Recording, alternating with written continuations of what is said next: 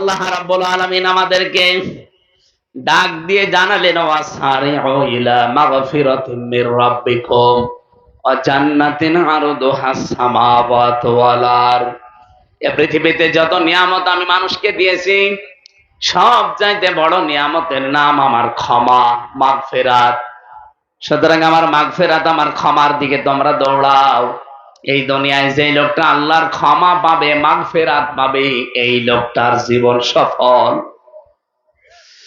আমাদের পূর্বপুরুষ যারা, আমি বিশেষ করে শহীদ আব্দুল কাদের মোল্লা রহমতুল্লাহ আলাইহির সাথে একজন ছেলে ছিল, ওনার পাশের ছেলে। ওই লোকটা আমার সাথেও 3 বছর ছিল। মাঝে মাঝে আমারে বলতো যে আপনাদের আব্দুল কাদের মোল্লা, এই লোকটা, ওনাকে বলতো যে ভাই, জীবনে যা আমল আখলাক আছে, আমাদের চরিত্র যা, জীবনের এই কাজ কারবার আমল দিয়ে তো জান্নাত পাওয়া সম্ভব না। তবে জান্নাত পাওয়ার একটা রাস্তা আমি জানি, সেটা শহীদ হওয়া। যদি শহীদ হতে পারি, জীবনে হয়তো আল্লাহ জান্নাত দিতে পারে। আল্লাহ তাদেরকে এমনিতে মরণ না দিয়ে শাহাদাতের মরণ দিয়ে ধন্য করে ক্ষমা করে দিয়েছেন। কারণ শহীদ যারা হয়, এদের প্রথম পুরস্কার আল্লাহ তাদের আগেই ক্ষমা করে দেয়। সুবহানাল্লাহ বলতে পারেন? পরিবেশ যদি সামনে আসে, এদেশে যদি দিন কায়েমের জন্য যদি ময়দানে রক্ত দেওয়া লাগে, জীবন দেওয়া লাগে, শহীদ হওয়া লাগে, এ যশোরের মানুষ রাজি আছেন কিনা?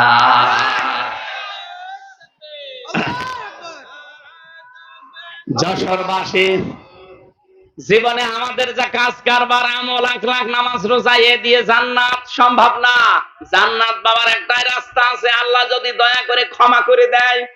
আর আল্লাহ ক্ষমা করবে সর্বপ্রথম তাদের, যে মানুষগুলো আল্লাহর রাস্তায় শহীদ হবে। সারা জীবনের জন্য কোরআনের পাখি আল্লামা সাইদি দোয়াই করতেন, আল্লাহুম্মা ইন্নী আসআলুকা শাহাদাতান ফি সাবিলিক। হে আল্লাহ, তুমি যাই করো, আমাকে শাহাদাতের মরণ দিও।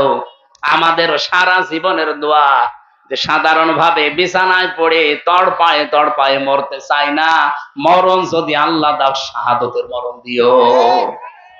কিয়ামতের দিন যে 4টা কাতার আল্লাহ বানাবে, তার প্রথম কাতারে থাকবে নবীরা, মিনান নাবিয়্যিনা ওয়াস-সিদ্দীকিনা ওয়াস-শুহাদা ওয়াস-সালিহিন।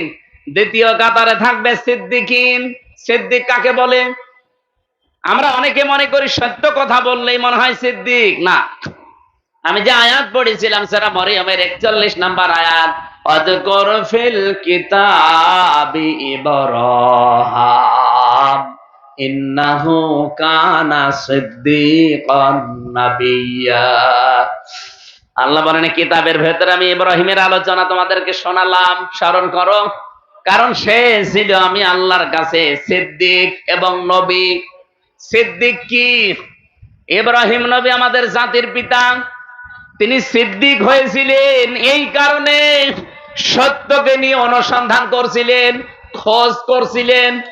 সত্য অনুসন্ধান করে খোঁজ করে করে যখন পেয়ে গেলেন, তখন জাতির লোকদেরকে তিনি ঘোষণা দিলেন, ইন্নী ওয়াজ্জাহাতু ওয়াজহিয়া লিল্লাযী ফাতারাস সামাওয়াতি ওয়াল আরদা হানিফা ওয়া মা আনা মিনাল মুশরিকিন। তিনি সত্যকে অনুসন্ধান করে কখনো তারকা, কখনো চন্দ্র, কখনো সূর্য দেখতে দেখতে বললেন, না, সব ডুবে যায়, একটাও আমার মালিক হতে পারে না। আসমান আর জমিনের যে উদ্ভাবক, যিনি বানিয়েছেন, আমি তার দিকে আমার চেহারাকে একনিষ্ঠ ভাবে ঘোরালাম। ও বাংলার মানুষের আজ সেই সময় এসেছে, সত্যকে সত্য অনুসন্ধান করেন। এই দেশে যত মানুষ আমরা বাস করি, কারা সত্যের পক্ষে আছে, কারা সত্যের বিপক্ষে আছে, আপনি কিন্তু নিজে টের পাচ্ছেন। সত্যকে সত্য জানার পরে দ্বিধাহীন চিত্তে কোন পেছনের টান না নিয়ে যারা মেনে নিতে পারে, তারাই হচ্ছে আল্লাহর কাছে সিদ্দিক। আমার কথার অর্থ বুঝেছেন কিনা বলেন তো? সত্যকে সত্য জানার পরে কোনো প্রশ্ন করা যাবে না। হযরত আবু বকর যেমন সিদ্দিক ছিলেন, মেরাজের কাহিনী আবু জেহেল বিশ্বাস করে নাই। হযরত আবু বকর বিশ্বাস করার পরে নবীজি বললেন, কোন প্রশ্ন ছাড়া এত বড় ঘটনা তুমি বিশ্বাস করে নিলে, আজকে থেকে তোমারে আমি খালি হাতে ফেরত দেব না। আজকে তোমারে আমি একটা লকব দিয়ে দিলাম, তুমি আবু বকর সিদ্দিক। এই জন্য কিয়ামতের ময়দানে যারা আবু বকর সিদ্দিকের সাথে ওই কাতারে উঠতে চান, বাংলাদেশে আজ সত্যকে সত্য জানার পরে আর পিছু টান দেওয়া যাবে? বলেন বলেন, কোন প্রশ্ন করা যাবে না। দ্বিধাহীন চিত্তে সত্যকে মেনে যারা চলবে তারা আল্লাহর কাছে সিদ্দিক। আল্লাহ যেন আবু বকরের কাতারে আমাদেরকেও দাঁড় করিয়ে দেন, বলেন আমিন। আল্লাহর মাগফিরাত ক্ষমা পাওয়ার জন্য আমরা আজকে থেকে দৌড় আরম্ভ করব। জান্নাতিন আরদুহাস সামাওয়াতু ওয়াল আরদ, ওই জান্নাতের দিকে তোমরা দৌড়াও যার প্রশস্ততা আসমান আর জমিনের চাইতেও বিস্তৃত। উইদ্দাত লিল মুত্তাকিন, যেটা আল্লাহ পরহেজগার মুত্তাকি খোদা ভীরু এদের জন্য প্রস্তুত করে রেখেছেন, বলেন আমিন। খোদা ভীরু পরহেজগার হওয়ার জন্য শুধু জুব্বা গায়ে দেওয়া না। আল্লাহ বলেন আল্লাযীনা ইউনফিকুনা ফিস সাররাই ওয়াদ দাররাই ওয়াল কাযিমিনাল গায়যা ওয়াল আফিনা আনিন নাস আল্লাহু ইউহিব্বুল মুহসিনিন। যারা খরচ করে সুখে দুঃখে, যারা রাগ হলে রাগকে কন্ট্রোল করে, যারা মানুষকে সমর্থ থাকার পরও ক্ষমা করে দেয়। আল্লাহ আমি সহ যারা এখানে বসে আছি এই গুণগুলো আমাদের জীবনে বাস্তবায়নের তৌফিক দাও, বলেন আমিন। আমরা নারী পুরুষ যারা আছি 5 ওয়াক্ত নামাজ নির্ধারিত সময় যখনই পারেন পড়ে নেবেন। রমজান আসলে রোজা রাখবেন। নিজের শরীর যার যেখানে আছে, পুরুষের শরীর পুরুষের কাছে, মেয়েদের শরীর মেয়েদের কাছে, এটা হেফাজতে রাখা, পর্দায় রাখা প্রত্যেকের জন্য ফরজ। স্বামী যাদের আছে জায়েজ কথা মেনে তাদেরকে খুশি রাখবেন। স্ত্রী যাদের আছে তাদের হক আদায় করে আপনি জান্নাত কামাই করবেন। আমার স্ত্রীর সাথে আমি ভালো ব্যবহার করি আমার আখিরাত কামাইয়ের জন্য। এই কথা বলেন না কেন? কারণ তার সাথে আমার সম্পর্ক চোখ বন্ধ হওয়া পর্যন্ত। চোখ বন্ধ হয়ে গেলে আমার স্ত্রীর যত আদরের মহাব্বতের ভালোবাসার হোক, তার সাথে আমার আর কোনো সম্পর্ক আছে? আপনি এখন মারা যান, এই লোকটা যদি এখনই পড়ে মরে যায়, ওনার স্ত্রীকে যদি খবর দেওয়া হয় লোকটা মরে গেছে, মরে গেছে কি করবো? একটু কান্নাকাটি করবে। ওনার স্ত্রীকে যদি আপনি এখন যে বলেন যে মরে গেছে, অন্তত আজকের রাত আপনি যে খাটের উপরে থাকেন খাটের নিচে ওনার রেখে দেব, ওর বউ জীবনও রাজি হবে? বলবো জিন আসবে, আরো 3-4 জন নিয়ে আসেন, আমরা পাহারা দেই। তাড়াতাড়ি করে মাটি দিয়ে দেবে। 2-3 দিন হয়তো কান্নাকাটি করে পাগলের মতো হয়ে যাবে। ওনারটা আমি বাদ দিলাম, আমারটাই বলছি, যেহেতু আমি যুবক মানুষ। 5-7 দিন 10 দিন খাওয়া দাওয়া বন্ধ করে পাগলের মতো হয়ে যাবে। 1 মাস 1.5 মাস পরে দেখবেন আবার স্বাভাবিক হয়ে গেছে। 4 মাস 10 দিন পর ওর বাবা নিজে এসে ওর মেয়েকে অন্য জায়গায় বিয়ে দিয়ে দেবে। 7 দিন পরে বাবাকে কল দিয়ে বলবে, আব্বা হামজা তো আর কি ছিল, এটা যা দিয়েছেন 100 গুণ ভালো মানুষ, আর আমি কি ছিলাম। এই হচ্ছে দুনিয়া। আল্লাহ রাব্বুল আলামিন বলেন ফাক্কু রাকাবা ওয়া ইতআমু ফি ইয়াউমিন যী মাসগাবা ইয়াতীমান যা মাকরাবা আও মিসকিনান যা মাতরাবা। হে নবী, এই মানুষগুলো ফালাকতাহামাল আকাবাতা ওয়া মা আদরাকা মাল আকাবা, এরা গিরিপথে যেতে রাজি না। এরা এই কঙ্কট মুহূর্তের বিশাল কঠিন এই পথ মাড়ি দিতে তারা রাজি না। আপনি কি জানেন এই আকাবা এটা কি? এই কঙ্কটময় অথবা গিরিপথ এটা কি আপনি জানেন? রব্বুল আলামিন নিজে ব্যাখ্যা করছেন, যেহেতু এই পথটা কঠিন এবং গিরিপথ আমি নাম দিয়েছি, সবাই পথে আসতে চায় না। ফাক্কু রাকাবা, এটা হচ্ছে দাসত্ব মুক্তি করা, দাস মুক্তির পথ। এটা গিরিপথ, এটা কঠিন পথ, এটা জান্নাতে যাবার পথ। হযরত ওমর এটা বুঝেছিলেন। আমার তো মনে হয় আয়াতটা পড়ার পর এই বাংলাদেশে যারা একামতে দিনের দায়িত্ব পালন করে, আপনি রাগ করলে এইটাই সত্য কথা, এই মানুষগুলোই মানুষকে মানুষের দাসত্ব থেকে, গোলামি থেকে মুক্ত করার জন্য জান প্রাণ দিয়ে কাজ করছে।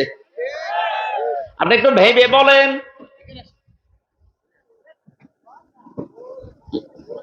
যে আসতেছে বসিয়ে দিন।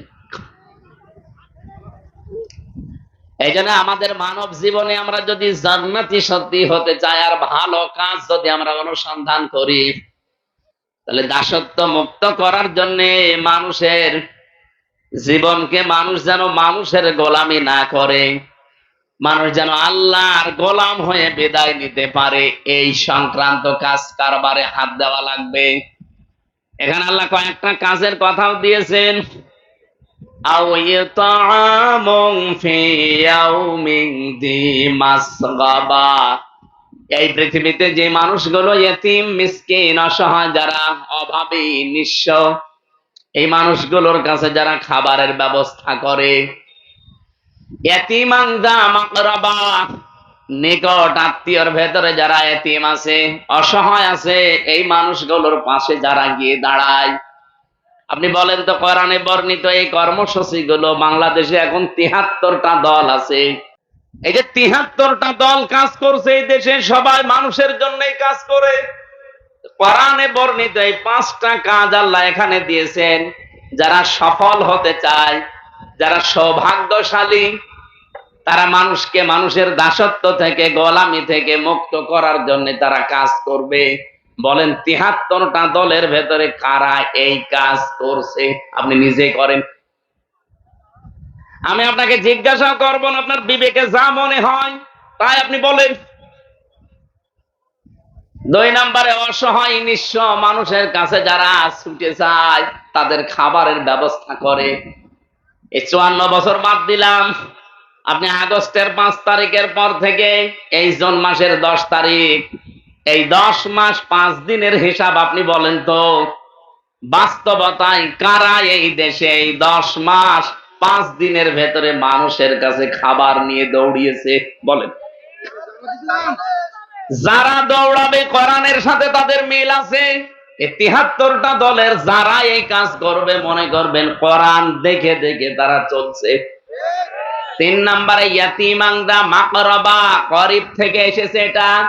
নিকট আত্মীয়র ভেতরে যদি ইয়াতিম থাকে, অসহায় থাকে, এই মানুষগুলো সেখানে ছুটে যায়, তাদের খবর রাখে।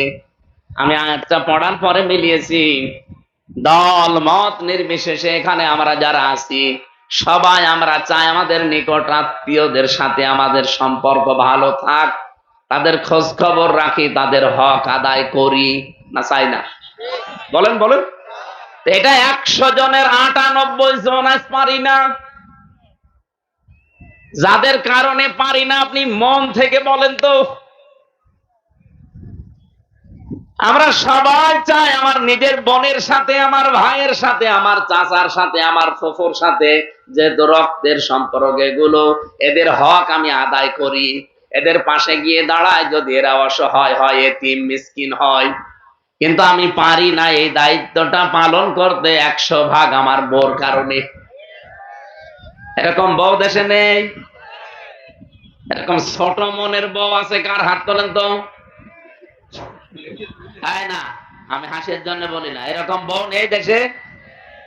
আছে মানে ওই যে মহিলা প্যান্ডেলে বসে আছে সব, একজন হাত তুলেছে। তো সম্মানিত মা বোনেরা, না শুধু নামাজ পড়া, রোজা রাখা আর কালো বোরকা পরা ইবাদত না। আপনার স্বামী যাদের হক আদায় করার নির্দেশ পেয়েছে আল্লাহর পক্ষ থেকে, যাদের সাথে রক্তের সম্পর্ক আছে, আপনি বারবার তাকে তাকিদ দেবেন, স্বামী তুমি আর যাই করো অন্তত রক্তের সম্পর্ক গুলো ঠিক রাখো। নবীজি বলেন, কোন স্ত্রী যদি চায় যে আমার স্বামী আরো বেশি দিন বেঁচে থাক, আমার স্বামীর সম্মান, আমার স্বামীর সম্পদ, মর্যাদা আরো বেড়ে যাক, সে যেন মাঝে মাঝে স্বামীকে বারবার আদেশ দেয়, স্বামী যাই করো অন্তত রক্তের সম্পর্ক এগুলো ঠিক রাখো, এদের হক আদায় করে চলো যতটুকু পারো। কিন্তু আমরা দেখি না 100 ভাগের 98টা পরিবারে এটা আমরা পারছি না। এই যশোরের অবস্থা আমি জানি না। এই কথা বলছেন না কেন? যেহেতু যাদের জন্য পারি না তারা বসে আছে সামনে। সম্মানিত মা বোনেরা, হাতে পায়ে ধরার যদি সুযোগ থাকতো আপনার হাতে পায়ে ধরতাম। আপনি জান্নাতের জীবনেও যেতে পারবেন না, কারণ আপনার এই সমস্ত আচরণের কারণে আজ অনেক স্বামী নিজে হক আদায় করতে পারছে না, মনে মনে তারা মানসিক রোগী হয়ে যাচ্ছে। একজন বলছে মার হাবা, তার মানে ও ঝামেলায় আছে।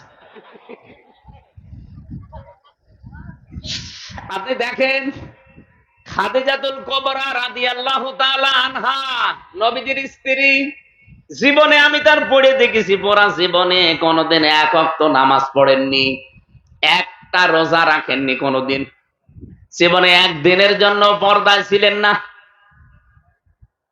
কোন দিনের জন্য একবার হজও করেননি, একটা টাকা যাকাতও দেননি। অথচ আল্লাহ নিজে তাকে সালাম দিয়েছেন জিবরাইলের মাধ্যমে, এবং জান্নাতে একটা ঘর বানিয়ে তার জন্য সুসংবাদ পাঠিয়েছেন। আপনি বলেন তো কি এ মহিলা কি করেছে? জীবনে নামাজ পড়ে না, এক ওয়াক্ত রোজা রাখে না একটা, জীবনে কোনোদিন হজ করে না, যাকাত দেয়নি, একদিনের জন্য পর্দায় থাকেনি। এরপরও আল্লাহ নিজে তাকে সালাম দিল, আর জান্নাতে ঘর বানিয়ে আল্লাহ তার জন্য পাঠিয়ে দিল। ওরা জীবনী পড়ে আমি এইটাই পেয়েছি, কারণ এই বিধানগুলো নাজিল হয়েছিল সব তার ইন্তেকালের পরে, এই জন্য তিনি মানতে পারেননি। আল্লাহ তাকে সালাম দেওয়া আর জান্নাত ঘর বানিয়ে তার জন্য পাঠানো, একটা কাজ তিনি জীবনে করেছিলেন। যতদিন নবীজির সংসারে ছিলেন কোনদিন স্বামীর মনে তিনি দুঃখ দেননি। এখানে আমি সহ যারা স্বামী বসে আছে, এদিকে তাকান, যত স্বামী আমার দোলা ভাই সহ বলছে, যত স্বামী আমরা বসে আছি, আল্লাহর দিকে তাকিয়ে বলতে পারবেন জীবনে একদিনের জন্য আমার বউ আমাকে কষ্ট দেয়নি? হাত তোলেন তো দেখি। মুরব্বী, আমার বউ আছে? আপনি তো বউ পাননি, আপনি ফেরেশতা পেয়েছে। বলেন তো এই স্টেজে কত মানুষ বসে আছে, একটা লোক হাত তুলতে পারেনি?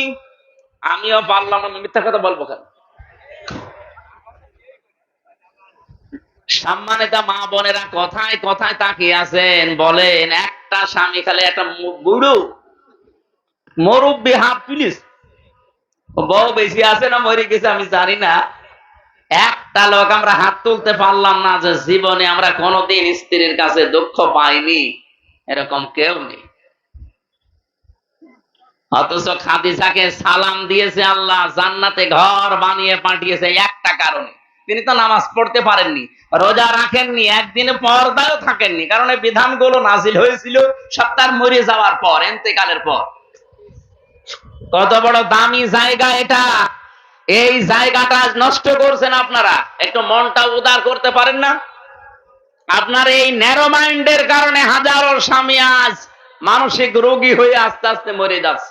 কিছু বলতেও পারি না, কিছু বললে তো আবার মামলা হয়ে যাবে। নারী নির্যাতনকারী মামলা দেশে হয়, পুরুষ নির্যাতনকারী মামলা আছে, এইটা হওয়া দরকার। চাচা এর সাথে কি করিয়েছে, যতদিন ছিল অন্তত এই আইনটা পাশ করতে পারতো না, যে নারী নির্যাতনকারী আইন যেমন আছে পুরুষ নির্যাতনকারী আইনও বানিয়ে দিলাম। খুব গুরুত্বপূর্ণ জিনিস, এটা সবার দ্বারা সম্ভব না। যেই পরিবারে প্রতি সপ্তাহে অন্তত কোরআনে হাদিসের 2টা করে বৈঠক করা হয়, সপ্তাহে 2টা না হলেও একটা করে করা হয়, ওই পরিবারটা এভাবে গড়ে ওঠে। আর এই ট্রেনিং দেওয়া হয় বাংলাদেশ জামাত ইসলামী আর ইসলামী ছাত্র শিবিরে। আপনি বলেন, আমি যে পরীক্ষিত এই জন্য বললাম, প্রতিদিন 9টা করে ঘর পূরণ করা লাগে, এর ভেতরে একটা ঘর আছে পারিবারিক বৈঠক। আপনি সপ্তাহে 2টা করেন কিনা বা টিক মেরে প্রতি মাসে দায়িত্বশীলকে দেখানো লাগবে যে হ্যাঁ আমি সপ্তাহে 2টা বা একটা করে করি। এটা করবেন আপনার পরিবারে, নিজের ছেলেকে, মেয়েকে, বউকে, এই বেটার বউকে নিয়ে এক জায়গায় বসে আপনি এই কোরআনের অথবা হাদিসের এই দার্সটা দেবেন, 15-20 মিনিট, আধা ঘন্টা, 1 ঘন্টা করে। দেখবেন আস্তে আস্তে 2-5 মাস 6 মাস 1 বছর পরে পরিবার থেকে আপনি আরো সাপোর্ট পাবেন দিনের কাজ করার জন্য। রক্তের সম্পর্ক যাদের সাথে আছে এগুলো আরো অটুট হবে, কারণ তারা জানবে যে এদের সাথে সম্পর্ক রাখলে আমার বাবার সম্মান সম্পদ আরো বাড়বে। সুবহানাল্লাহ বলতে পারেন না? আও মিসকিনান যা মাতরবা, এই যে তরব থেকে যে মানুষগুলো ধোলা মলিন, যে মানুষগুলো অসহায় নিঃস্ব, যারা কাজ কাম করে ঘরমাক্ত হয়ে গেছে, এই মানুষগুলোর কাছে যারা যায়। আমরা আগস্টের 5 তারিখের পরে দেখলাম বাংলাদেশে একটা বন্যার ঢেউ এসেছিল ফেনীতে। আমাদের পাশের যে প্রতিবেশী, তারা এমন প্রতিবেশী যে আমাদের কোন সময় পানিতে মারে, কোন সময় আগুনে মারে, হয়তো শুকিয়ে ফেলে অথবা ডুবিয়ে দেয়। ওই সময় ডুবিয়ে দিয়েছিল। এদেশের কত মানুষ আমরা দেখলাম টাকা আর বস্তা, কত মানুষের টাকা ব্যাংকে ছাতা পড়ে যায়, অথচ 5 কোটি টাকা নিয়ে সেখানে যে হাজির হবে এরকম মানুষ আমরা পেলাম না। গেছে কে? আমিরে জামাত ডাক্তার শফিকুর রহমান। এ পর্যন্ত পানির ভেতরে নেমে মানুষের বাড়িতে বাড়িতে এমনি মানুষের ভালোবাসা তার উপরে আল্লাহ তৈরি করে দেয়নি। তার এই অ্যাক্টিভিটিস, তার এই কাজ কারব দেখে আমার আল্লাহ মানুষের ভেতরে তার প্রতি একটা আলাদা মহব্বত তৈরি করে দিয়েছে। ডাক্তার হাফিজ শফিকুর রহমানকে অনেকেই হয়তো সরাসরি চোখে দেখে নাই, কিন্তু তার প্রতি আলাদা একটা মায়া অনেকের আছে না? এক কথা বলে না কেন? এটা তৈরি করেছে হামজা কে? ইন্নাল্লাযীনা আমানু ওয়া আমিলুস সালিহাতি সায়াজআলু লাহুমুর রাহমানু ওয়াদ্দা। নিশ্চয় যারা ঈমান আনার পরে ভালো ভালো কাজে আঞ্জাম দেয়, এই যে ভালো কাজ থেকে আমি এ পর্যন্ত এসেছিলাম। ভালো কাজ বলতে আমরা মনে করি জিকির করা, ভালো কাজ মানেই মনে করি জুব্বা গায়ে দেওয়া, ভালো কাজ মানেই মনে করি কোরআন শরীফ পড়া না। ভালো কাজ মানে আমার দ্বারা মানুষের উপকার হয় কিনা, এটা আসল ভালো কাজ। যারা ঈমান আনার পরে ভালো ভালো কাজে আঞ্জাম দেবে, তাদের প্রতি আলাদা এই সৃষ্টি জগতের ভেতরে মহব্বত তৈরি করে দেবে কে? আরো জোরে বলেন কে? কত মানুষ এই আলোচনা এ পর্যন্ত আসতে পারে না, এই জন্য তারা মানুষের সৃষ্টি জগতের ভালোবাসা মহব্বত পায় না। কিন্তু যারা সত্যি ঈমানের সাথে এই আমলগুলো করছে, আমি হযরত ওমরের কথা বলছিলাম এই কারণে, যেমন কোন দিন নেই তিনি ভালো কাজ 3টা 5টা না করে ঘুমাতেন। তার জীবনের ভালো কাজ বলতে ছিল মানবতার সেবা করা, কি করে মানুষের উপকার করা যায়। গভীর রজনীতে একটা বাড়িতে বের হলেন, রাস্তার পাশ দিয়ে যাবার সময় দেখলেন মরুভূমিতে একটা বাড়ি, টিম টিম করে ভেতরে আলো জ্বলছে। একটা লোক বের হয়ে আসে, আবার প্রবেশ করে, আবার বের হয়, আবার ঢোকে। যে হাত চেপে ধরলেন, এই এখানে কি? লোকটা বলে, পথিক আপনি কে? আমি তো এই বাড়ির মালিক। হযরত ওমর চিন্তা করলেন, কারে ধরলাম। ডাক দিয়ে বলে, কি হয়েছে? বারবার বাড়িতে ঢোকেন আবার বের হন। লোকটা বলে, খলিক কি পথিক, আপনাকে আমি চিনতে পারি না, অন্ধকারে তো বোঝাও যায় না। আমি বারবার বের হই ঢুকি, এ কারণে আমি সবচাইতে বড় একটা বিপদে আছি। আমার স্ত্রীর সন্তান সম্ভবা, এখনই তার বাচ্চা হবে, কিন্তু এ বিষয়ে আমি একেবারে অনভিজ্ঞ, কিচ্ছু জানি না। স্ত্রী ভেতরে কান্নাকাটি করছে, কি করি ভেবে না পেয়ে বারবার বের হয়ে আবার প্রবেশ করি। হযরত ওমর বললেন, ভাই দাঁড়ান, আমি দেখি কিছু করতে পারি কিনা। বাড়িতে গেলেন, স্ত্রীকে ডাক দিয়ে বলে, আব্দুল্লাহর মা, আল্লাহ পাক জান্নাত বিক্রি করছে, যদি কিনতে চাও তাড়াতাড়ি আমার পেছনে দৌড়াও। আসার সময় কিছু তেল, কাপড় চোপড় এগুলোর সাথে করে নাও, কাজে লাগবে। স্ত্রী ডাক দিয়ে বলে, স্বামী আমার, জান্নাত বিক্রি হচ্ছে, আপনার পেছনে যেতে বললেন, আমি তো রেডি আছি। তেল নিয়ে কি করব? কাপড় চোপড় এগুলো কি হবে? জান্নাত কি এর বিনিময়ে বিক্রি হবে? বলে নাও কাজে লাগবে, নিয়ে তিনি ঢুকিয়ে দিলেন নিজের স্ত্রীকে ওই বাড়ির ভেতরে। বাইরে লোকটার সাথে দাঁড়িয়ে আছেন, ভেতর থেকে আওয়াজ এলো, খলিফাতুল মুসলিমিন, আপনার বন্ধুকে খবর দেন, তার একটা পুত্র সন্তান হয়েছে, ছেলেটাও ভালো আছে, মাও ভালো আছে। হযরত ওমর শোনার পরে বললেন আলহামদুলিল্লাহ। কিন্তু যার ছেলে, এই লোকটা বলছে ইন্না লিল্লাহ। হযরত ওমর বলে কি, আপনি তো খুশি হওয়ার কথা, কেন ইন্না লিল্লাহ পড়েন? লোকটা বলে পথিক, আমি এবার বুঝেছি, আপনি এতক্ষণ পর্যন্ত চেহারা আমি চিনতে পারিনি, অন্ধকারে আপনাকে জানতেও পারি নাই আপনার পরিচয়। আপনি খলিফা, তার মানে ওমর। আপনি আমাকে মাফ করে দেন। পকেট থেকে কয়েকটা টাকা বের করে দেরহাম দিয়ে বললেন, এইগুলো ওই যে মেয়ে লোকটাকে নিয়ে আসলেন রাতের বেলা, ওই নার্সকে, ওই সেবিকাকে দিয়ে দেবেন। হযরত ওমর বলেন, দেখেন, রাতের বেলা যে মেয়ে লোকটা নিয়ে এসে আপনার স্ত্রীর খেদমতের জন্য লাগিয়েছি, ওটা পেশাদার কোন নার্স না, ওটা সেবিকা না, ওটা ধাত্রী না, ওটা আমার নিজের স্ত্রী। এই মহিলা এভাবে টাকা নেয় না। বাংলাদেশে একজন মেম্বারও পাবেন এরকম? বলেন। তারা ভালো কাজ এইটা বুঝেছিল, প্রতি রাতে যে তিনি 5টা 3টা করে ভালো কাজ করতেন, এইটা একটা। এরকম ভালো কাজ প্রতিদিন 3টা 5টা করে তারপরে ঘুমাতেন।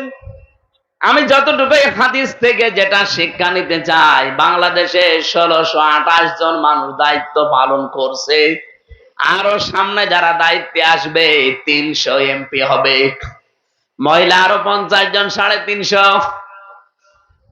প্রত্যেকটা জেলার ডিসি, এসপি, এসপি সহ টিএনও, ওসি, আপনি সচিব যতগুলো আছে, আমি হিসাব করেছিলাম একবার 1628 জন হয়। এই মানুষগুলো যেদিন হযরত ওমরের মতো এই অনুভূতি নিয়ে দায়িত্ব পালন করবে, বাংলাদেশ একটা মিনি জান্নাত হয়ে যাবে। আর ওই দৃশ্যটা দেখার জন্য আমরা আছি, এটার জন্যই সত্যি কথা বলছি, চেষ্টা করা। তাছাড়া আমার কোন পাগলা কোত্তায় আমারে কামড় দিয়েছে বলেন, যে কি সুন্দর জীবন যাপন চলছিল, কেন আমার এই রাস্তায় আসা লাগবে? আমার বাবার যা আছে, আমার নিজের যা আছে, কোনদিন আমার কিচ্ছু করা লাগতো না, আমার ব্যবসা দিয়ে আমি চলে যেতে পারতাম। কেন এইরকম একটা ঝামেলা আমার রাস্তায় আমার আসা লাগবে? কারণ 54 বছর আমি দেখতে পাচ্ছি এই রাস্তাকে খারাপ মানুষগুলো আরো খারাপ বানিয়ে ফেলেছে। এই রাস্তাগুলো ভালো করার জন্য ভালো মানুষ আসা লাগবে। আমিরে জামাত ডাক্তার শফিকুর রহমান, উনি অলরেডি ঘোষণা দিয়েছে 300 জন এমপি আমরা তালিকা দিয়ে দিলাম, যদি এরা পাশ করে, জামাত ইসলাম যদি পাশ করে এমপি হয়, যেই টাকা নিয়ে এমপি হয়েছিল 5 বছর পরে ওর একটা টাকাও বাড়বে না, যদি বাড়ে ওর খবর আছে। আপনি অন্য কোন দলের ঘোষণা দিতে বলেন তো, সেই এমপি দাঁড়াবে না। আপনি বলেন, এখনো তো 73টা দল আছে, একটা দল ঘোষণা দিয়েছে যে যারা 1 কোটি টাকা এখন মালিক, তারা এমপি দাঁড়ান, পাশ করেন, 5 বছর যেন দায়িত্ব পালন করার পরে 1 কোটি 1 টাকা না হয়, আরো যেন 10,000 কমে যায়। এরকম ঘোষণা দিতে বলেন, বাংলাদেশে অন্য কোন দলের লোক এমপিতে দাঁড়াবে না। বলবো দরকার কেউ ঝামেলা? আপনি বলেন, আমি তো আপনাকে চ্যালেঞ্জ দিলাম, দেন কোন দলের লোক আছে দাঁড়াতে বলেন, আমি দেখবো। অথচ উনি দায়িত্ব নিয়ে গ্যারান্টি নিয়ে দিয়েছেন, এমনি দেয়নি, কারণ ওইভাবে করে তাদেরকে গড়ে তুলেছেন। চট্টগ্রামে একটা খাল পরিষ্কার করার জন্য 400 কোটি টাকা চেয়েছিল ওখানে যারা দায়িত্বে আছে। 400 কোটি বলেছিল খালটা পরিষ্কার করে দেব। বাংলাদেশ জামাত ইসলামের ওখানে সাবেক একজন এমপি আছে, আলহাজ শাহজাহান চৌধুরী হাফিজাহুল্লাহ, উনি বলেছিল 1টা টাকাও দেওয়া লাগবে না, শুধু আমি জামাত ইসলাম থেকে 10 টাকা 20 টাকা কালেকশন করে 1 কোটি টাকা আমি এই কাজটা করে দেব। ঠাই করে দিয়েছে, ওরা কমপ্লিট করে দিয়েছে। 1টা টাকা রাষ্ট্রের কাছ থেকে নেয়নি, নিজেদের 10-20 টাকা 50 টাকা কালেকশন করা। এটা দেখে আরো অন্তত বাহাবা দেওয়া দরকার, সারা দুনিয়ায় প্রশংসায় ভাসতেছে তারা। কিন্তু একটা লোক দেখলাম বলছে না, এ খাল সেরম পরিষ্কার হয়নি। তোমার কাছে দিলে তুমি তো 400 কোটি টাকায় হাওয়া করে দিতে। যাদের কোনো আলাদা কর্মজীবন নেই, শুধু এই এমপি হওয়া, মন্ত্রী হওয়া, উপজেলা চেয়ারম্যান হওয়া, মেয়র হওয়া, এগুলোই যাদের কর্মজীবন, এরা জীবনেও দুর্নীতি ছাড়া থাকতে পারবে না। আমার আলাদা কর্মজীবন আছে, আমি ব্যবসা করি, আমার ওইটা থেকে অন্তত যা আছে চলে যায়, আমার এগুলো রাস্তায় কোনো দরকার নেই। আর আমি গ্যারান্টিও দিয়েছি আমার আমিরে জামাতের এই কথার সাথে একত্রতা ঘোষণা করে, আমার যে দায়িত্ব মাথার উপরে দিয়েছে, যদি আল্লাহ আমাকে ওই জায়গায় নিয়ে যায়, 5 বছর পরে আমার যে টাকা আছে আরো 50,000 কমে যাবে, 1 টাকাও বাড়বে না। এই বলেন তো, এই রাস্তায় এসেই আমার কি দুনিয়ার দিক থেকে লাভ হয়েছে না ক্ষতি হয়েছে? আমি দেশে বিদেশে, আমি আকিস গ্রুপের খতিব ছিলাম, কত জায়গায় যেতে পারতাম, টাকা শুধু নাড়তাম। কিন্তু এই ঝামেলা ঘাড়ে নিয়ে যদি আল্লাহ কিছু দিয়েই দেয়, 1 টাকা তো আর মেরে খেতে পারবো না, ওই ওয়াবি খাও, ওয়াজের বিনিময়ে খাদ্য খাওয়া লাগবে। কিন্তু আমার এই মাঝখান থেকে কি হইলো, এই খালি মানুষের পেছনে দৌড়াদৌড়ি। 4.5 লাখ মানুষ আমার এই আসনের ভেতরে, কুষ্টিয়া সদরে। এতগুলো মানুষের দায়িত্ব পালন করা কি চাই তাই ব্যাপার? আর আমরা কি দুনিয়াদার যে আমি ঘরে ঘুমিয়ে থাকলাম আর সব হয়ে গেল? এই ফজরের নামাজ পড়ে আরম্ভ করা লাগবে, রাত 10টা 12টা 1টা নেই, কোথায় কে কি করছে সব খোঁজ নেওয়া লাগবে, সে দলীয় হোক আর দলের বাইরে হোক। আমরা তো ভালো কাজ বলতে এইটা বুঝি। বাংলাদেশে আজ যদি সত্যিই ভালো কাজ আমরা এরকম কিছু বুঝতাম যে আমার দ্বারা অন্তত মানুষের উপকার হোক, ক্ষতি যেন না হয়, এই বাংলাদেশটা দাঁড়িয়ে যেত। আমি মালয়েশিয়া গিয়েছিলাম কয়েকদিন আগে, ওরা 2004 সালের পর থেকে অলরেডি দেশটা দাঁড় করিয়ে ফেলেছে 21 বছরের ভেতরে। আর আমরা 54 বছরও দাঁড়াতে পারি না, শুধু মারিং কাটিং আর দুর্নীতির কারণে। বিশ্বের যতগুলো দেশ এবছরে আমি ঘুরেছি, উন্নত দেশ, সবগুলো দাঁড়িয়ে গেছে, শুধু দুর্নীতি নেই আর খাদ্যে ভেজাল নেই। খাদ্যে ভেজাল না থাকলে শরীরে অসুখ বিসুখ কম হয়। মালয়েশিয়াতে, সিঙ্গাপুরে যে কয়দিন ছিলাম, আমি একদিন কাশিও দেইনি, কারণ কোনো ধুলাবালি নেই, কোনো জার্ম নেই, সব জায়গায় পরিষ্কার পরিচ্ছন্ন, আর খাদ্যে কোনো ভেজাল নেই। আমি একটা লোককে 1 কপে মাথা আলাদা করে দিতে দেখেছি। জিজ্ঞাসা করলাম, বলছে ও খাদ্যে ভেজাল দিয়েছিল, ধরা পড়ে গেছে, 3 দিনের ভেতরে বিচার শেষ। আমার মনে হয় বাংলাদেশে যদি এরকম 5টা বিচার করতাম, এই দেশে খাদ্যে ভেজাল দেওয়ার সাহস কোনো বাপের বেটা দেখাতে পারতো না। আর খাদ্যে ভেজাল না দিলে আমাদের শরীরের ভেতরে রোগ এরকম জন্মাতো না, আমাদের এত অসুখ বিসুখ হইতো না, এত ঔষধও লাগতো না। এক কথা বলেন না কেন? 15টা দিনের ভেতরে আমরা একটা দিন কাশি হয়নি মালয়েশিয়া সিঙ্গাপুরে। আর এই দেশে আসার পর এক দিন 50 বার করে কাশা লাগতেছে। যেখানে যায় সেখানে ময়লা মাটি আর খাদ্যে ভেজাল তো আছে। আজকে যে বাড়িতে এসে বসেছিলাম, কাজী কি জানো, সিরাজুল ইসলাম, অনেক খাবারের পরে দুধ দিচ্ছিল। আমি মনে করছি দুধের ভেতর মনে হয় পানি মেশানো আছে, কারণ এই দেশে তো এরকম স্বভাব আছে না অনেকের। সম্মানিত ভাইরা, আমরা ভালো কাজ বুঝি না, ভালো কাজ আমরা কোরআন থেকে নিতে চাই। এই জন্য এই ঝামেলাপূর্ণ রাস্তায় আমাদের এখন আশা লাগতেছে। আর তাফসির মাহফিল, ওয়াজ মাহফিল, এই সমস্ত জায়গাগুলোতে কোরআনের এই কথাগুলো বলা হয় না। শুধু মরার পরে কি হবে আর মরা মানে জন্মের আগে কি হবে এই কথা বলা হতো। এই 3.5 হাত বডি এই মাটির উপরে কিভাবে চলবে এই কথাগুলো আমরা বলতে পারতাম না, এই জন্য আমরা বুঝতামও না। কেউ যদি বলতো এটা রাজনীতি। এই যে চাঁপাইনবাবগঞ্জের 2 জন স্বামী আর স্ত্রী আছে, এনারা মুফাসসিরে কোরআন, ভারতের কামান, মুজাদ্দেদে জামান। এরা এখন এই দেশের মানুষদেরকে বলছে বাংলাদেশ জামাত ইসলামী নাকি কোরআন নিয়ে ধর্ম নিয়ে রাজনীতি করে। আরে বেটি, কোরআন নিয়ে ধর্ম নিয়ে রাজনীতি না করলে, রাজনীতি যদি অন্য কিছু নিয়ে করে, সে তো দুর্নীতি করবে। বলেন, যারা বাংলাদেশে কোরআন বাদ দিয়ে রাজনীতি করে দেখবেন তারাই দুর্নীতিবাজ।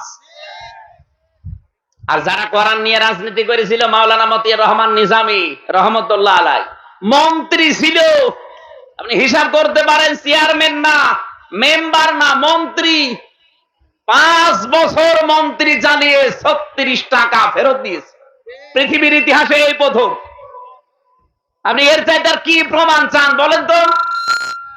5টা বছর 2টা মন্ত্রী চালিয়েছে, টাকা পয়সা আরো তো উল্টাপাল্টা করা দরকার না? বাজেট যা শেষ করে 36 টাকা বেঁচেছিল ওটা রাষ্ট্রকে ফেরত দিয়েছে।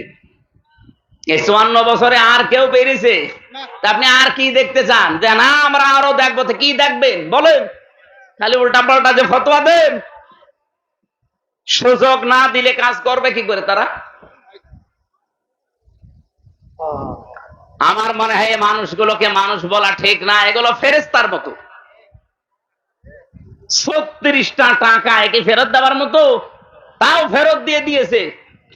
আমি নিজে তার একটা টিসিতে ছিলাম, ওটা 2000 সালে।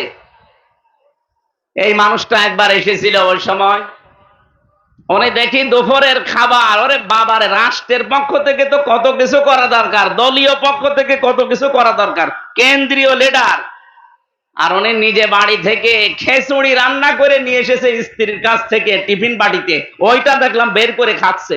বাংলাদেশে এর চাইতে আপনি কি দেখবেন? আর তার বাড়ি এখনো পর্যন্ত এই খড়ের বাড়ি, চারিদিকে দেওয়াল দেওয়া মাটির, আর উপরে খড়, একটা মন্ত্রী। আর বাংলাদেশে আমরা এমন মন্ত্রী পেয়েছিলাম 620টা বাড়ি বানিয়েছে শয়তান। আমি ওইটার সাথে দেখা হয়েছিল চটিকে, মালয়েশিয়া। হোটেলে উঠেছিলাম, হোটেল থেকে নেমে নিচে আসলাম, দেখি বসে বসে চা খাচ্ছে। কি এখানে কি বলছো? হুজুর আমি আগেই পালিয়েছি। আপনি পালাইলেন কেন? আপনার না 620টা বাড়ি? বলছে একটাও থাকতে পারি না। এই মালয়েশিয়াতেও বাড়ি বানিয়েছিলাম, এই বাড়ির নাম দিয়েছিল সাহেব পাড়া, কিন্তু তালা লাগানো, যেতে পারে না। এই হোটেলে থাকে, এক এক নাইটের প্রতি নাইটের বিল আসে প্রায় 90,000 টাকা বাংলাদেশের টাকা। কয়দিন থাকবেন এইভাবে? বলছে যত টাকা আল্লাহ আমাকে দিয়েছে, আল্লাহ দিয়েছে, ওই টাকাগুলো এখন উনি খাচ্ছে আর ওখানে বসে বসে বিল দিচ্ছে। কি করলেন আপনি 15 বছরে? 620টা বাড়ি বানিয়েছেন, একটা বাড়িতেও থাকতে পারেন না, এখন থাকেন হোটেলে। আর মাওলানা মতিয়ার রহমান নিজামী রহমতুল্লাহ আলাই, কি আলী হাসান মুজাহিদ রহমতুল্লাহ আলাই, এই মানুষগুলো মন্ত্রী ছিল। বাড়ি ঘরের অবস্থা দেখেন।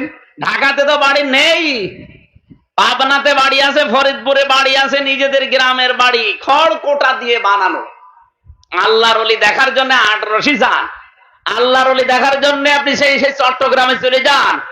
আল্লাহর ওলি তো ওই মানুষগুলো যারা সমর্থ থাকার বড় দুর্নীতি করে না।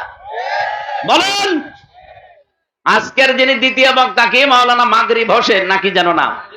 এই মাগরিব হোসেন যদি উনি ইমাম সাহেব মনে করেন, উনি যদি বলে আমি ভালো মানুষ, ঘুষ খাই না, পরে ঘুষ কেটে দেবে? পরে ঘুষ কেউ দেবে জীবনে 1 টাকা? কিন্তু চৌগাছা থানার টিওনো যারা আছেন, ওসি যিনি আছেন, এই জেলার যশোরের এসপি যিনি আছেন, উনি যদি বলে আমি ঘুষ খাই না, ওটা আল্লাহর ওলি। এইরকম মানুষ তো এখন প্রত্যেক জেলায় জেলায়। না, আমরা এটাই তৈরি করতে চাই যে মানুষগুলো উল্টা পাল্টা বোঝেন, এরপরও মানুষকে বিভ্রান্ত করার জন্য শুধু এদের উপরে দোষ চাপিয়ে দেন। আর এদের মতো একটা মানুষ খুঁজে বের করেন আপনি। আপনার তো পুরা বডি দুর্নীতিতে পরিপূর্ণ করা, আর এদের ভেতরে একটা টাকা চাঁদাবাজির কোন মামলা আজ পর্যন্ত হয়নি। সুবহানাল্লাহ বলতে পারেন না? এই যশোরের একজনের বিরুদ্ধে হয়েছিল একবার, কি শাখাওয়াত হোসেন নাকি নাম জানো, দল থেকে বহিষ্কার করে এখন জেলখানায় পর্যন্ত গিয়েছিল। একটা টাকা দুর্নীতির কোনো কিচ্ছু পাওয়া যায় না, কারণ এই মানুষগুলো দায়িত্ব চেয়ে নেয় না। আমার যে আসনে অধ্যাপক ফরহাদ স্যার, উনি কলেজের অধ্যাপক, হাজার হাজার ছাত্র আছে আমার মতো তার। সেই লোকটা সেই ছাত্র জীবন থেকে রাজনীতি করে আসতেছে, এতদিন পর্যন্ত প্রচার প্রসারণা সব ছিল। হঠাৎ করে উনি অসুস্থ, সিদ্ধান্ত দিয়েছে সংগঠন যে আপনি বসে যান, বিশ্রামে যান, আমি রমজান নাম ঘোষণা দিয়ে দিলাম। আমিও জানি না, উনিও জানে না, হাসি মুখে বলছে অসুবিধা নেই। এর নাম তো সামিআনা ওয়া আতানা। অন্য দলের লোক হয়তো যদি বলেন তো আমার মাথা ফাটিয়ে 2-3 ভাগ করে দিত না। আপনি কি কি ভাবেন? কি খালি বলে এদের আকীদা ঠিক নেই। আকীদার কি পেয়েছেন আপনি? বাংলাদেশ জামাত ইসলামের আকীদা হচ্ছে এ জমিন আল্লাহর, বিধান চলবে আল্লাহ। এর বাইরে যদি জামাত ইসলামের কোন আকীদা থাকে ওই রকম জামাত আমি মানি না। যারা জামাতের এখানে আছে জিজ্ঞাসা করে দেখেন তো, জমিন আল্লাহর, আইন চলবে মওদুদির, বলেন। আর আপনি এ কথা বুকে হাত দিয়ে বলতে পারবেন যে জমিন আল্লাহর, আইন চলবে আল্লাহর? পারবেন না। আপনি বলবেন জমিন আল্লাহর, আইন চলবে বাবার। না মানে 15 বছর তো তাই করেছেন। টয়লেটের নাম পর্যন্ত দিয়েছে বাবার নামে, বঙ্গবন্ধু টয়লেট। কেন? ওখানে যে আমি জিকির করব। প্রত্যেকটা জিনিসের নাম পাল্টাতে পাল্টাতে একটা জিনিসের নাম রেখেছে। আপনি দেখেন, বিমানবন্দরের নামও পাল্টিয়ে দিয়েছে। বিমানবন্দরের নাম দিয়েছে কি? শাহজালাল। কেন আপনি নাম দিতে গেলেন? যে নামটা ছিল, নামটা কি খারাপ? শহীদ জিয়াউর রহমান। বাংলাদেশে ওনার নাম শুনলে মানুষ শহীদ বলে, কারণ আছে। ওনাকেও মানুষ মেরে ফেলেছে, শেখ মুজিবুর রহমানকেও মেরে ফেলেছে। এটা আজ পর্যন্ত কোনদিন শুনেছেন যে শহীদ বঙ্গবন্ধু? কেন বলে না কেন? কারণ শহীদ হওয়ার জন্য আগে যে কাজগুলো করা লাগে একটা কাজও তার জীবনে নেই। কিন্তু জিয়াউর রহমানের জীবনে এমন বহু কাজ আমরা পেয়েছি। আরাফাতের ময়দানে লক্ষ লক্ষ জিয়া গাছ লাগিয়েছে, নিম গাছ। হাজার হাজার মানুষ ওখানে যে ওই আশ্রয় নেয়, ছায়া। আমি নিজেও ছিলাম। আমি কাবার ইমামকে দোয়া করতে দেখেছি। আরাফাতের ময়দানে মসজিদে নামিরাতে দোয়া করছে জিয়াউর রহমানের নাম ধরে, যে ছায়ার ব্যবস্থা শহীদ জিয়াউর রহমান মিন বাংলাদেশ, বাংলাদেশ থেকে ব্যবস্থা করে দিয়েছে আল্লাহ, তাকে তুমি জান্নাতের ছায়া দিও। নিম গাছ। সাজারাত জিয়া বলে ওই দেশের মানুষ, জিয়া গাছ বলে। জিয়া জিয়া মানে কি? ছায়া পাওয়ার জন্য, শহীদ হওয়ার জন্য যে সমস্ত কাজগুলো আগে করা লাগে এগুলো আপনার জীবনে নেই। আন্দাজে খালি নাম পাল্টিয়ে পাল্টিয়ে আমরা একটা মানুষকে উপরে তুলতে চাই। এমন নিচে আল্লাহ নামিয়েছে, আমার মনে হয় কিয়ামতের আগে আর ওঠা সম্ভব না। এখন কেউ পরিচয় দিয়ে এখানে এসে বুক ফুলিয়ে বলতে পারবেন যে আমি চৌগাছা ওই নিষিদ্ধ দলের সভাপতি? বলেন তো এসে দেখি। আমার মনে হয় এখানে জনগণের পিটি আপনার মেরে ফেলবে। কি কাজ করেছে? আমি একজন মন্ত্রীর সাক্ষাৎকার কালকে একটা ভিডিও দেখছিলাম। সম রেজাউল করিম মৎস্যমন্ত্রী ছিল, পিরোজপুরে বাড়ি।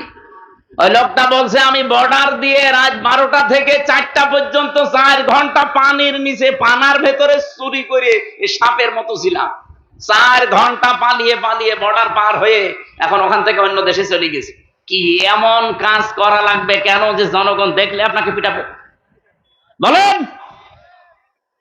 যে সমস্ত নামগুলো আজ 54 বছর আমি আমার তো দিতে পারবে না। আমাকে রাজাকার বললে শয়তানও বিশ্বাস করবে না, আমাকে আল বদর বললেও বিশ্বাস করবে না। হ্যাঁ, কি বলা যায় যে চেতনায় রাজাকার, এতটুকু আপনি না মামলা দিতে পারেন। এ মামলা তো মানে মানুষ বিশ্বাস করে না, এই জন্য আমার নামের উপরে মামলা দিত। আমি নাকি আনসারুল্লাহ বাংলা টিমের প্রধান। ও ছাতা যে কি আমি আজ পর্যন্ত জানি না, অথচ এরকম একটা মিথ্যা মামলা নিয়ে 3 বছর জেল খেটে আসলাম। যারা জামা, আমি নাম ধরে বলছি এ কারণে এটা রেকর্ড হচ্ছে, সারা দুনিয়া যাচ্ছে, এই যে রেকর্ড হচ্ছে। বাংলাদেশ জামাত ইসলামীকে যারা রাজাকারের দল বলে সে 1971 সালের এই কাজগুলো কাদাগুলো তাদের নামে ছিটিয়ে দে, এখন আন্তর্জাতিক ভিডিও আছে। এখন আজকে দেখলাম 2টা। এই ভিডিওর ভেতরে রাজাকার যে মানুষগুলোকে দেখলাম একটার মুখেও দাড়ি নেই, শুধু গোপ আছে। অথচ রাজাকার মনে করলে আমরা দাড়িওয়ালা, টুপিওয়ালা, পাঞ্জাবিওয়ালা মানুষ মনে করি। এখানে রাজাকার লেখা আছে নেম প্লেট দিয়ে, RAZK আর রাজাকার, একটার মুখেও দাড়ি নেই, সবগুলো গোপলা আর টাই পরা। আপনি যুদ্ধ অপরাধী বলেন, যুদ্ধ করলে তো যুদ্ধ অপরাধী হবে তারা। যুদ্ধ করেছিল এই দেশে কেউ?